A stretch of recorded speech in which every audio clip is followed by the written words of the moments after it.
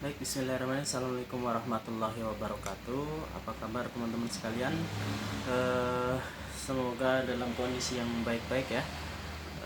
Kali ini kita masih bertemu dalam perkuliah online. Dan kali ini saya akan membahas tentang segmented reporting.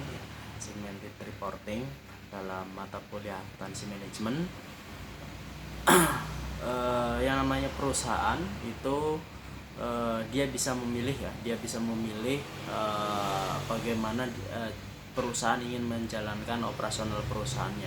Apakah ingin ditangani oleh manajemen puncak sendiri ataukah bisa juga didelegasikan kepada manajer tingkat unit bisnisnya ya.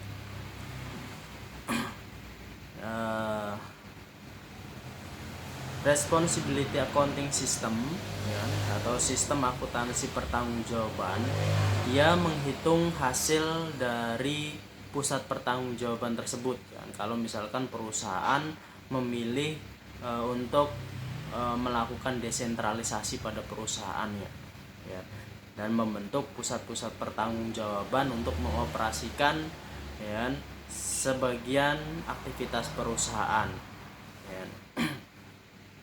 Jadi accounting responsibility accounting system ini fungsinya adalah untuk menghitung hasil kinerja dari masing-masing pusat pertanggungjawaban dengan berdasarkan informasi yang manajer butuhkan untuk mengoperasikan pusat pertanggungjawaban tersebut. Tujuan dari dilakukannya desentralisasi ya kan, atau dibentuknya pusat-pusat pertanggungjawabannya itu agar lebih mempermudah dalam hal mengumpulkan baik menggunakan informasi ya. Kemudian agar manajemen puncak itu lebih fokus ya kan dalam berpikir dalam menyusun strategi yang bersifat jangka panjang, juga untuk menjalankan dan memotivasi ya, para manajer tingkat segmentasi tadi, tingkat pusat pertanggungjawaban tadi untuk menjalankan aktivitas perusahaannya, untuk menjalankan tanggung jawabannya, untuk menjalankan strategi yang telah ditetapkan perusahaan. Agar apa? Agar untuk meningkatkan tingkat kompetisi perusahaan dan juga membuka kekuatan atau segmen pasar, membuka kekuatan segmen pasar perusahaan ya. Jadi meningkatkan kompetisi ya. Karena tadi ya kan, yang namanya pusat pertanggungjawaban tadi, di mana manajer yang bertanggung jawab dalam pusat pertanggungjawaban itu nanti akan diukur kinerjanya berdasarkan ya standar yang telah ditetapkan oleh perusahaan perusahaan. Makanya dibentuk yang namanya pusat pertanggungjawaban.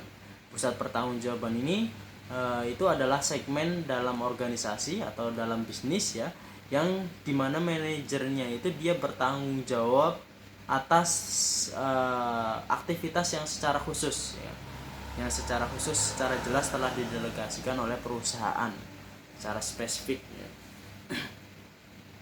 Dimana jenis-jenis pusat pertanggungjawaban itu diantaranya ada cost center atau pusat biaya, dimana manajer pada pusat biaya ini dia memiliki tanggung jawab dalam hal mengelola biaya saja. Sebagai contoh, misalkan manajer ditunjuk sebagai manajer manufaktur, nah dia bertanggung jawab terkait dengan biaya-biaya produksi yang terjadi pada departemen produksinya. Jadi manajer ini dia mengolah bagaimana ya, agar aktivitas produksi bisa berjalan secara efisien, secara efektif. Itu. Kemudian ada juga pusat pendapatan. Nah, dalam pusat pendapatan ini atau revenue center ini, manajer dia bertanggung jawab dalam hal yang terkait dengan pendapatan seperti penjualan ya kan, promosi ya, pemasaran dan sebagainya. Itu adalah contoh dari pusat pendapatan. Jadi dia tugasnya ya bagaimana dia mendapatkan penjualan ya, mendapatkan revenue ya. Selanjutnya itu adalah profit center. Dalam profit center, si manajer ini tidak hanya istilahnya dia memegang tanggung jawab pendapatan atau biaya saja, ya. Tapi dia bertanggung jawab atas keduanya, ya, atas pendapatannya dan juga atas biayanya, atas aktivitas pemasarannya dan atas aktivitas produksinya. Jadi manajer pada pusat pertanggungjawaban ini dia mengelola pendapatan dan biayanya sendiri, ya, sehingga nanti dasar ukurnya adalah laba. Laba yang dihasilkan, kinerjanya akan diukur berdasarkan laba. Kemudian ada pusat investasi atau investment center, di mana manajer dalam investment center di sini dia bertanggung jawab atas penjualan, biaya dan juga modal investasinya, modal yang diinvestasikannya, ya. Jadi nanti kinerjanya tidak hanya diukur berdasarkan laba saja, ya kan, tidak diukur dasar pendapatan dikurangi biaya, tetapi juga akan dibandingkan dengan seberapa besar investasi yang telah ditanamkan pada unit bisnis atau departemen tersebut, ya kan? Seberapa besar, ya kan? Kamu dapat keuntungan 5 juta, ya kan? Berapa besar investasi yang sudah ditanamkan sebelumnya, ya kan? Sehingga nanti alat ukurnya adalah biasanya menggunakan ROI, Return on Investment, jadi tingkat pengembalian investasi, atau bisa juga menggunakan EVA, Economic Value, ya. Nah,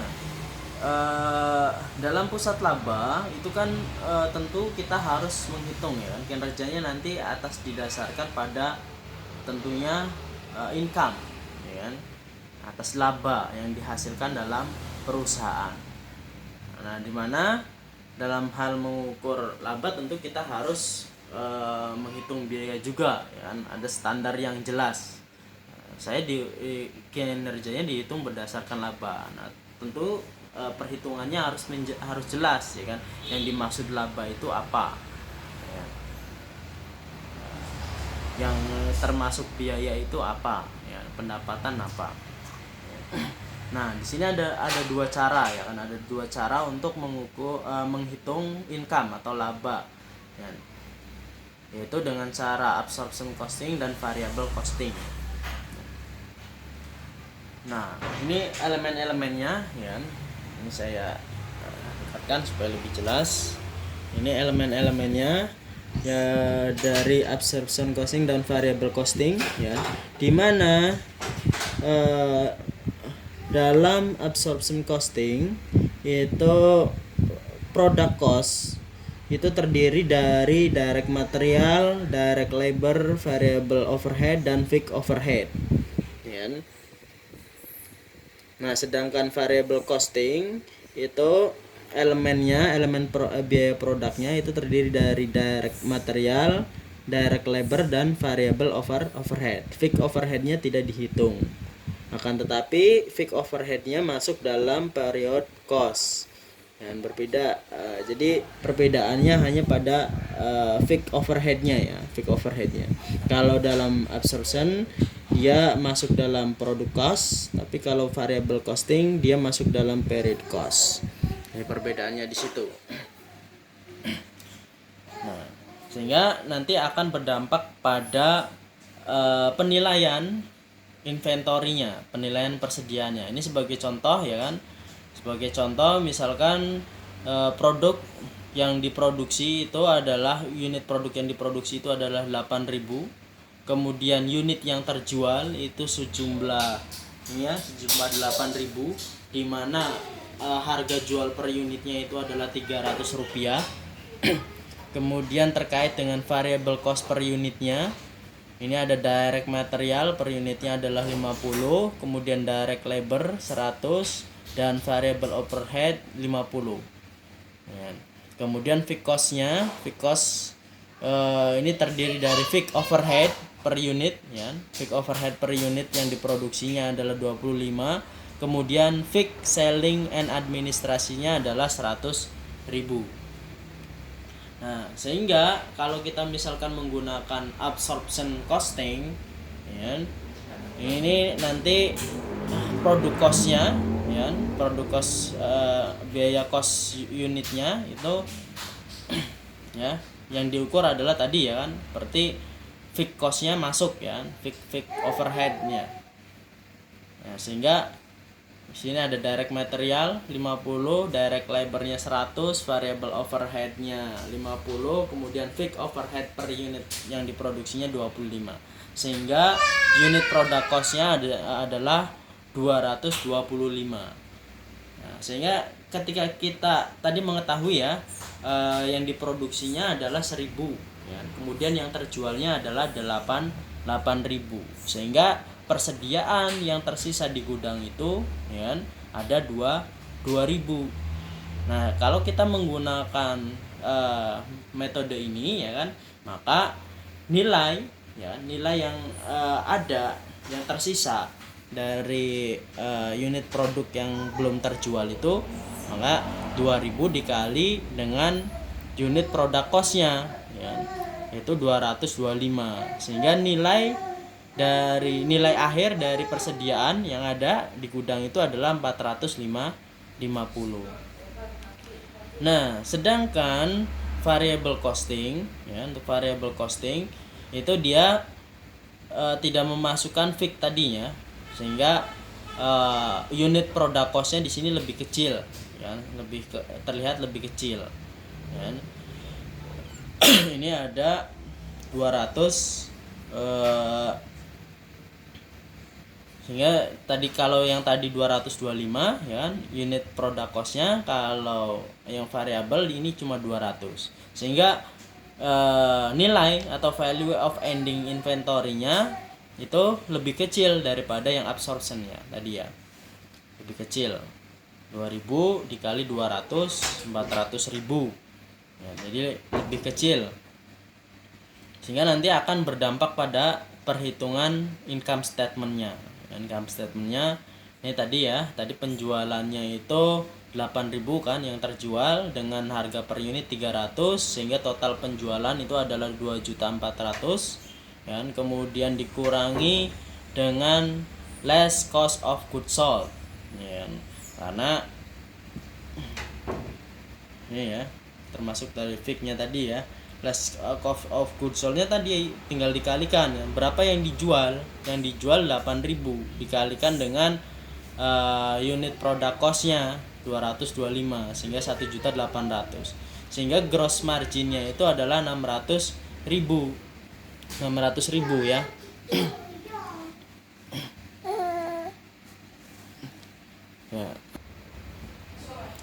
Ya, sehingga gross marginnya ini adalah 600.000, kemudian baru dikurangi dengan selling and administration expense ya kan, 100.000 tadi ya kan, sehingga operating income-nya adalah 500.000 ini operating income-nya. Nah, kita perhatikan untuk yang variable income statement-nya. Nah, variable income statement yang tadi kalau kita menggunakan variable costing ya kan, maka salesnya tadi ya sama 2.400.000. Nah, di sini dikurangi dengan variable expense. Kalau tadi cost of goods sold-nya ya kan, karena fixnya itu dihitung juga. Kalau di sini dikuranginya adalah variable expense-nya. Variable expense-nya berapa? Ya tadi ya, tinggal penjualannya berapa, unit penjualannya dikalikan dengan unit product cost-nya. Nah, variable cost-nya berarti 8.000 dikali 200, sehingga ketemu 1.600.000. Sehingga kontribusi marginnya itu adalah 2,4 dikurangi 1,6 itu adalah 800.000. Sehingga kontribusi marginnya di sini terlihat lebih besar. Dan terlihat lebih besar dibandingkan dengan kita menggunakan absorption tadi ya. Nah, akan tetapi kita lihat ya kan, dikurangi dengan fixed cost-nya ya kan, karena fixed cost-nya tadi masuk ke dalam period cost ya kan. Dengan dikurangi dengan fixed cost-nya, berarti fixed cost-nya tadi per unitnya itu adalah 25. Ya kan? 25 dikalikan dengan berapa tadi? 10.000 ya, dikalikan dengan 10.000 jumlah yang diproduksinya. Ya kan? Sehingga ketemu 250 ditambahkan selling expense-nya tadi.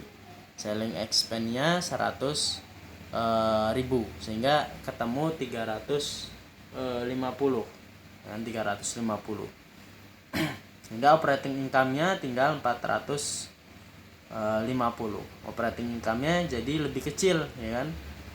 Jadi lebih kecil dibandingkan dengan tadi yang menggunakan absorption, ya. Tapi kontribusi marginnya di sini lebih besar, ya, kontribusi marginnya. Nah, itu perbedaannya, ya kan, kalau kita menggunakan dua metode ini. Nah, tinggal kita menggunakan mana, ya kan, dalam hal menentukan labanya. Apakah didasarkan pada kontribusi margin ataukah berdasarkan operating income-nya. Nanti kalau misalkan bentuknya adalah profit center, ya. Profit centernya itu profitnya dihitung apa? Berdasarkan apa? Apakah kontribusi margin ataukah operating income? Kemudian metodenya, metode perhitungannya menggunakan apa? Perhitungan biayanya. Nah, itu harus jelas, ya kan? Sehingga manajer juga bekerjanya lebih enak. Lebih mudah. Ya. Nanti dibaca silahkan. Nah, sedangkan kalau kita menggunakan investasi, ya, menggunakan investasi itu dasar perhitungannya adalah ROI, ya. Tidak hanya laba saja, ya kan? Tidak hanya laba saja, akan tetapi juga seberapa besar investasi yang ditanamkan, ya kan? Jadi dibagikan dengan asetnya, jumlah investasi yang ditanamkan itu.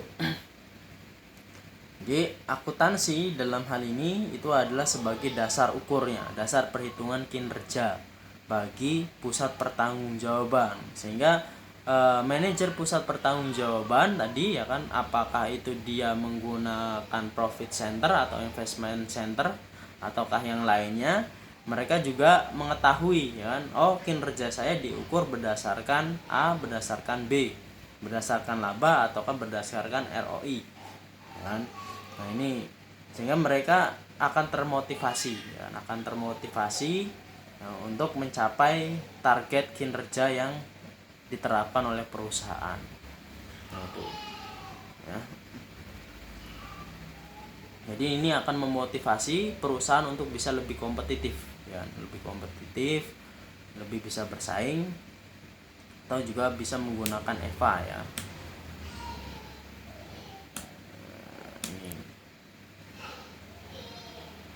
Nah, ini silahkan dibaca, ya.